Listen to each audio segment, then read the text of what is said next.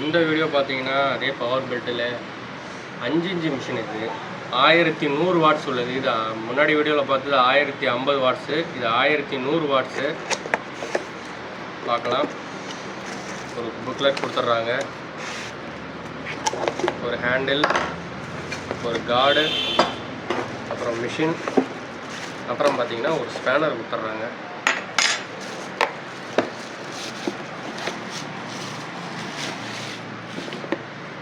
இப்போ நம்ம முன்னாடி பார்த்ததில் வந்து 1050 வாட்ஸ் பார்த்துருப்போம்.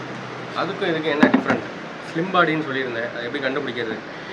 இதுதான் அந்த 1050 மிஷினு. பாருங்கள் எவ்வளோ வந்து டிஃப்ரெண்ட் இருக்குது பாருங்கள். இது கொஞ்சம் ஹேண்டியாக இருக்கும், இது கொஞ்சம் பெரிய மிஷினு, ஹெவியான வேலைக்கு இது வந்து யூஸ் பண்ணிக்கலாம். அதனுடைய ஸ்பிண்டிலும் பாருங்கள், இது 4 இன்ச்சு, இது 5 இன்ச்சு. உங்களுக்கு இந்த ஸ்பேனர் போட்டு இதை வந்து உங்களுக்கு யூஸ் பண்ண முடியாது, அதனால தான் உங்களுக்கு பெரிய ஸ்பேனராக கொடுத்துட்றாங்க. இது 5 இன்ச்சுக்காக ஸ்பெஷலாக வர்றது. அடுத்து இதை பார்த்தீங்கன்னா இதுலேயும் அதில் சொன்ன மாதிரி தான் டஸ்ட்டு ப்ரூஃபுக்கு 2 வலை கொடுத்துட்றாங்க. சுவிட்சு கீழே தான் வரும், ஆனால் சுவிட்சு, ஹெவியான ஸ்பிண்டலு, ஹெவியான கியர் பாக்ஸு, ஹெவியான கியரு, ஹெவியான பேரிங்கு, எல்லாமே ஹெவியாக இருக்கும். முக்கியமான விஷயம் வாட்டர் ப்ரூஃபு. அடுத்து இந்த மிஷினோட ரன்னிங் பார்ப்போம்.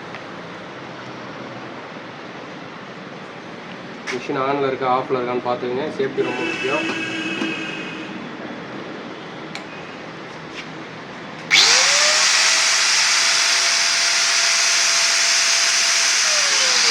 நல்லா ஹெவியாக இருக்கும், உங்களுக்கு நல்ல ஹெவியான வேலைக்கு யூஸ் பண்ணிக்கலாம்.